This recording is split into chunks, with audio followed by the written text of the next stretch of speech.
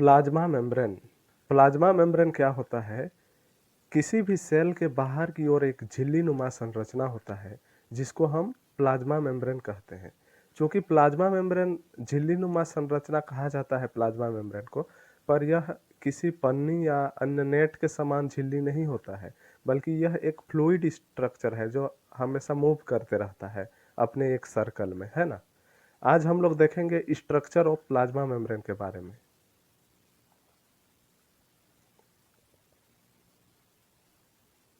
Structure of plasma membrane. जैसे कि मैंने बताया, सभी कोशिकाएं एक पतली झिल्ली से घिरी रहती है जिसे प्लाज्मा मेम्ब्रेन कहते हैं। तो चलिए पहले कहानी समझते हैं प्लाज्मा मेम्ब्रेन का। प्लाज्मा मेम्ब्रेन के बारे में किसी को पता नहीं था। 1839 ईस्वी में थियोडोर स्वान नाम के एक साइंटिस्ट थे, उन्होंने सबसे पहले देखा था प्लाज्मा मेम्ब्रेन को। उसके बाद प्लाज्मा मेम्ब्रेन पे ज़्यादा रिसर्च नहीं हुआ था। फिर जब 1950 ईस्वी के आसपास, कब? 1950 ईस्वी के आसपास इलेक्ट्रॉन माइक्रोस्कोप आया, तब प्लाज्मा मेम्ब्रेन पे ज़्यादा रिसर्च हुए। तब पता चला लोगों को कि प्लाज्मा मेम्ब्रेन किन किन चीज़ों से बना है, कैसे होता है ना। तो प्लाज्मा मेम्ब्रेन का सभी जीवों की सेल में लगभग लगभग सेम स्ट्रक्चर होता है। तो प्लाज्मा मेम्ब्रेन में मुख्य रूप से क्या क्या पाए जाते हैं, देखो। कंपोजिशन, तो इसमें लिपिड, प्रोटीन और कार्बोहाइड्रेट। अगर हम ह्यूमन आरबीसी की बात करें, और ह्यूमन आरबीसी की बात क्यों करें, क्योंकि सबसे पहले ह्यूमन आरबीसी पे ही रिसर्च हुआ था, क्योंकि इसमें अच्छी तरीके से प्लाज्मा मेम्ब्रेन को देखा जा सकता है। तो ह्यूमन आरबीसी में 49% प्रोटीन, 43% लिपिड और कार्बोहाइड्रेट लगभग 5 से 10% होता है ना। तो हर एक सेल में प्रोटीन और लिपिड ज़्यादा होते हैं, कार्बोहाइड्रेट 5 to 10% होता है। और प्लाज्मा मेम्ब्रेन का मेम्ब्रेन पोटेंशियल क्या होता है? नेगेटिव होता है, इसको भी याद रखिएगा। चलिए आगे चलते हैं।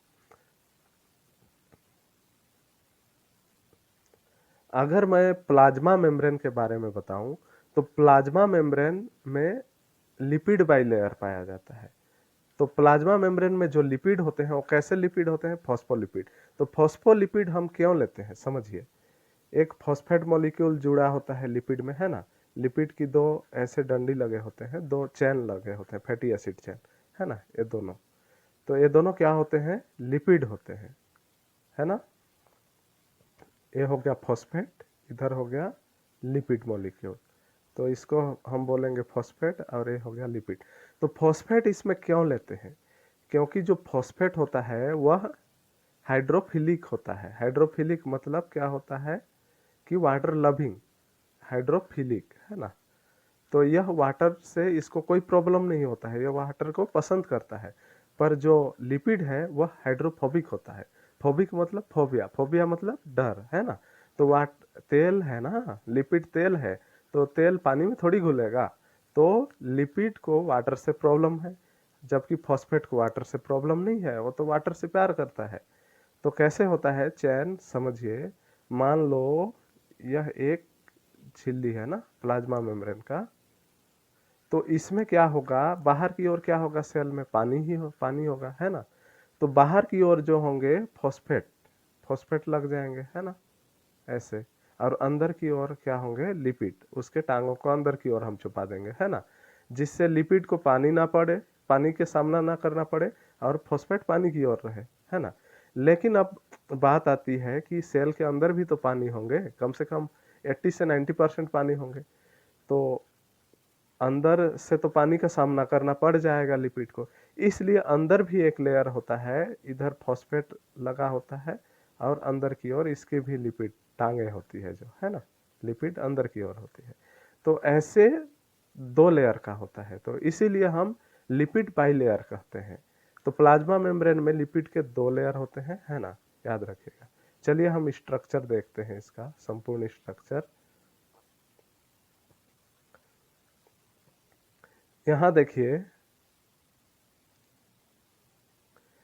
जो डॉट डॉट दिखाई दे रहे हैं, ए हो गए, ए इधर नीचे की साइड भी, ए हो गए फॉस्फेट मॉलिक्यूल, यहाँ लिखा हुआ है फॉस्फेट। और जो अंदर टांगें दिखाई दे रही है ना, वो लिपिड है। जो ये दिखाई दे रहे हैं यहाँ पूरे में, वो लिपिड है।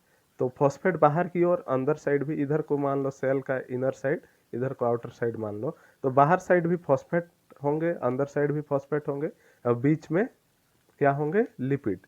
और दोनों को मिला करके हम क्या कहते हैं, फॉस्फोलिपिड बाइलेयर, है ना। और इसमें लिपिड के अलावा भी कुछ और पाए जाते हैं, जैसे प्रोटीन। प्रोटीन, ये देखो, ये प्रोटीन हो गया, ये भी प्रोटीन हो गया, ये हो गया प्रोटीन, ये है ना।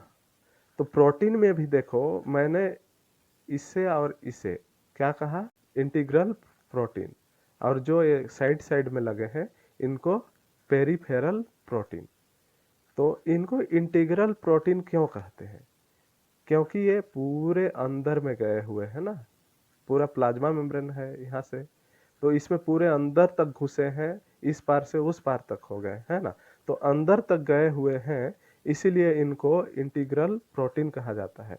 और ये जो किनारे किनारे लगे हुए हैं, इनको पेरिफेरल प्रोटीन कहते हैं, क्योंकि ये किनारे किनारे हैं, है ना। तो इनको आसानी से हम निकाल भी सकते हैं, इसलिए इनको हम कहते हैं पेरिफेरल प्रोटीन।